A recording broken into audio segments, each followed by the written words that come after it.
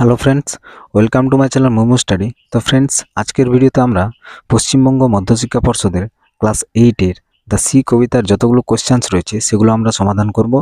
আর আগের ভিডিওতে আমরা দ্য সি কবিতাটি লাইন বাই লাইন বাংলা মানে সহ পড়েছি। সুতরাং যারা ভিডিওটি দেখোনি তারা অবশ্যই ডেসক্রিপশান বক্সে লিঙ্ক দেওয়া আছে, অবশ্যই দেখে নিও। তো চলো এবার কোশ্চেনগুলো সলভ করি। অ্যাক্টিভিটি 1টা দেখো, টিক দ্য কারেক্ট অল্টারনেটিভ। এক নাম্বারটা, the sea is compare to a, তাহলে সমুদ্রকে তুলনা করা হয়েছে কার সাথে? তাহলে একটা ক্ষুধার্ত কুকুরের সাথে। তাহলে অপশান সিটা হবে হাংরি ডগ। দুইটা দেখো, the sea rolls on the beach, তাহলে সমুদ্র গড়িয়ে যায় বা গড়াগড়ি খায়। All day, all evening, all at night, তাহলে সারাদিন ধরে অল ডে। তিনেরটা দেখো, the sea seen as a dog, তাহলে the sea seen as a dog, তাহলে সমুদ্র একটি কুকুরের মতো দেখা যায়। তাহলে কি, যার থাবাগুলো কেমন? গ্রিসি পজ, যার থাবাগুলো তৈলাক্ত, তাহলে কি হবে? অপশান এটা হবে গ্রিসি পজ। চারেরটা দেখো, the sea remains quiet in the, তাহলে সমুদ্র শান্ত থাকে কখন? Beginning of the year, middle of the year, end of the year, তাহলে অবশ্যই middle of the year. Activity 2টা দেখো, complete the following sentences with information from the text. A, the sea rolls on the beach with his, তাহলে সমুদ্র গড়িয়ে ওঠে বিচের ওপর, বিচে গড়িয়ে ওঠে কি না? With his clashing teeth and shaggy jaws, তাহলে সমুদ্র গড়িয়ে ওঠে তার ঝনঝন দাঁত আর ঝাঁঝানো চোয়াল দিয়ে সমুদ্র বিচের ওপর গড়িয়ে ওঠে। বিয়েরটা দেখো, at night when the wind roars the sea, তাহলে রাতে যখন বাতাস গর্জন করে তখন সমুদ্র কি? সমুদ্র তার পায়ের কাছে এসে শুকে, ঠিক আছে? তাহলে কি হবে? At night when the wind roars the sea bounds to his feet and snaps and snips, ঠিক আছে? সি এরটা দেখো, in May or June even the grasses on the dune, তাহলে মে বা জুন মাসে এমনকি বালিয়াড়ির ঘাসগুলো কি করে না? তাদের মজার সুর আর বাজাবে না বা বাজায় না। তাহলে কি হবে? In May or June even the grasses on the dune do not play more their reedy tune. D, on quiet days the sea, মানে শান্ত দিনগুলিতে সমুদ্র কি? Like a dog lies on the sandy shores with, তাহলে শান্ত দিনগুলিতে সমুদ্র কুকুরের মতো বালুকাময় তীরে তার থাবার মাঝখানে মাথা রেখে শুয়ে থাকে। তাহলে কি হবে? On quiet days the sea like a dog lies on the sandy shores with his head between his paws. Next দেখো, activity 3, answer the following questions. Why does the sea become quiet at a certain time of the year? তাহলে বছরের একটি নির্দিষ্ট সময়ে সমুদ্র কেন শান্ত হয়ে যায়? তাহলে কি হবে?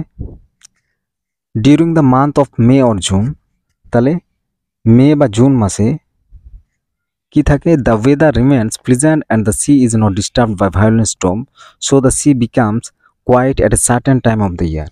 তাহলে মে বা জুন মাসে আবহাওয়া মনোরম থাকে এবং ঝড়ের কারণে সমুদ্র ডিস্টার্ব হয় না, বিঘ্নিত হয় না, সেই কারণেই সমুদ্র শান্ত থাকে। এবার অ্যাক্টিভিটি 4টা দেখো, fill in the following chart with information from the text. Action, একদিকে কাজ রয়েছে, আর ডান বাই হুম, কার দ্বারা করা হয়েছে। একটা, লিক্স হিজ গ্রিসি পজ, তাহলে তার চর্বিযুক্ত থাবা চাটে, তাহলে কে চাটে? দ্য সি, কার দ্বারা করা হয়েছে? দ্য সি, সমুদ্র। দুইটা দেখো, রোডস গর্জন করে, তাহলে কে গর্জন করে?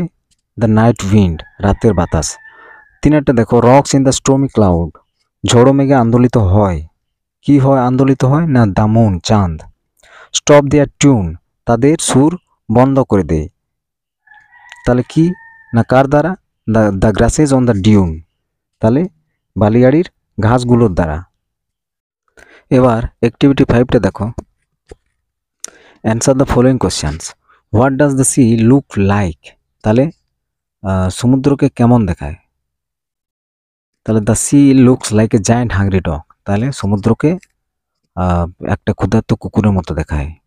হু rocks in the stormy cloud, তাহলে কে আন্দোলিত হয় ঝোড়ো মেঘে, তাহলে the moon rocks in the stormy cloud. What does the C shake at his wet sides like a dog, তাহলে কোথায় নাড়া দেয় বা কোথায় ঝাঁকুনি দেয় কুকুর? কুকুর কোথায় ঝাঁকুনি দেয়? The sea shakes at his wet sides over the cliffs like a dog, তাহলে ভেজা পাহাড়ের ধারে কুকুরের মতো সমুদ্রে ঝাঁকুনি দিচ্ছে। কুকুর ঝাঁকুনি দিচ্ছে না, সমুদ্রে ঝাঁকুনি দিচ্ছে কুকুরের মতো। ডিটা, how do the grasses on the dune behave in May or June? তাহলে ডিওন মানে বালিয়াড়ির ঘাসগুলো কেমন আচরণ করে বা কেমন হয় মে বা জুন মাসে। তাহলে কী হবে? The grasses on the dune stop playing the reedy tune in May or June. তাহলে মে বা জুন মাসে বালিয়াড়ির ঘাসগুলি তাদের মজার সুর বাজানো বন্ধ করে দেয়। নেক্সট দেখো activity 6A, underline the infinitives in the following sentences. এক নাম্বারটা, to lie is a sin. তাহলে মিথ্যা একটা পাপ। তাহলে টু লাই ইনফিনিটিভস এর নিচে আন্ডারলাইন করতে বলেছে। তো দেখো টু এর পর যেখানে V1 আছে, টু এর পর ভার্ব, তো সেটাই ইনফিনিটিভ, ঠিক আছে। তাহলে এক নাম্বারটা কি আছে? To lie is a sin. তাহলে টু লাইটা হবে ইনফিনিটিভস, ঠিক আছে। টু লাই এর নিচে আন্ডারলাইন। দু নম্বরটা দেখো, I am sorry to disturb you again. তাহলে কি বলেছি? টু এর পর V1 থাকবে, ঠিক আছে। তাহলে এখানে কি আছে? টু এর পর ডিস্টার্ব আছে, V1, তাহলে টু ডিস্টার্ব, ঠিক আছে, এটা ইনফিনিটিভস হবে। তিন নাম্বারটা দেখো, he wanted to retire from service. তাহলে টু রিটায়ার এর নিচে আন্ডারলাইন হবে। তাহলে চারেরটা দেখো, টু এর ইজ হিউম্যান। তাহলে টু এরটার নিচে আন্ডারলাইন হবে, ঠিক আছে। এবার অ্যাক্টিভিটি 6B-তে দেখো, read the following sentences, identify the noun phrases, adjective phrases and adverb phrases and fill in the chart given below. তাহলে কি বলা আছে? নাউন ফ্রেজ, অ্যাডজেক্টিভ ফ্রেজ আর অ্যাডভার্ব ফ্রেজগুলো আইডেন্টিফাই করতে বলেছে। তাহলে এক নাম্বারটা দেখো, food and shelter, comma, she has none. দু নম্বরটা দেখো, her voice is pleasing to the ear. তিন নাম্বার কি আছে? Mrinal is a jewel of a boy. চার নাম্বার কি আছে? Feel yourself at home.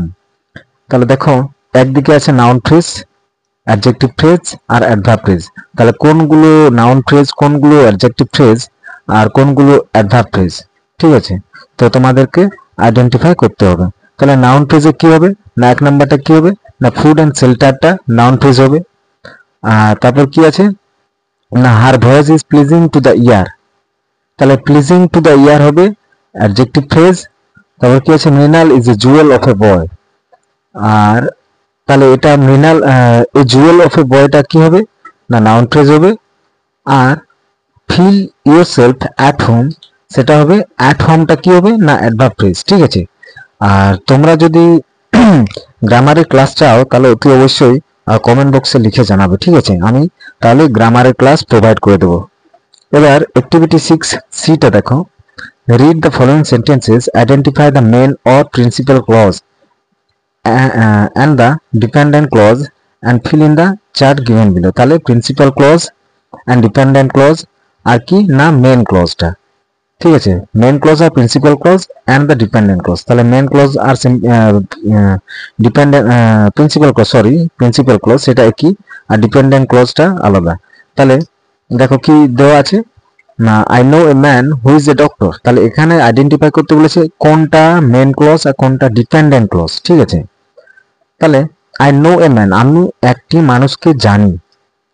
Who is a doctor, যে হয় একজন ডক্টর।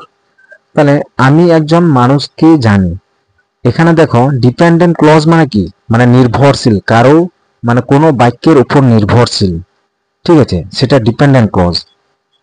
তাহলে আই নো এ ম্যান, এটা একটা পুরো সেন্টেন্স বোঝাচ্ছে, তাহলে এটা মেন ক্লজ।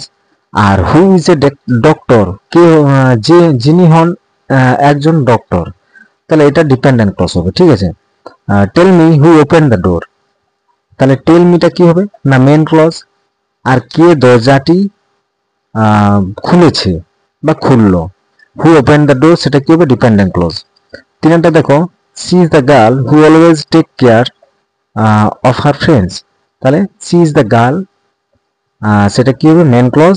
আর who always takes care of her friends, সেটা কি হবে? না ডিপেন্ডেন্ট ক্লজ।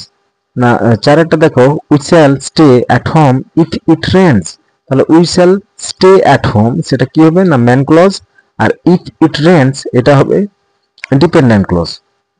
নেক্সট দেখো activity 7, make meaningful sentences of your own with the following ওয়ার্ডস। তাহলে এখানে বাক্য রচনা করতে বলেছে। এ কি আছে, জায়ান্ট, দৈত্য। দৈত্য দিয়ে বাক্য রচনা কি হবে? সরি এখানে স্পেলিং মিস্টেক আছে, আই নেভার, হ্যাঁ, NEVE আরটা নেই, অ্যাডজাস্ট করে নিও। I never saw a giant, ঠিক আছে। তারপর মোন্স, মোন্স দিয়ে কি হবে? Sita moaned when her feet got hurt. সিয়েরটা দেখো, dune, there are many sand dunes in Thar desert. D দেখো, white, today the weather is calm and quiet. এবার নেক্সট দেখো activity 8A, write a story in about 80 words using the following hint.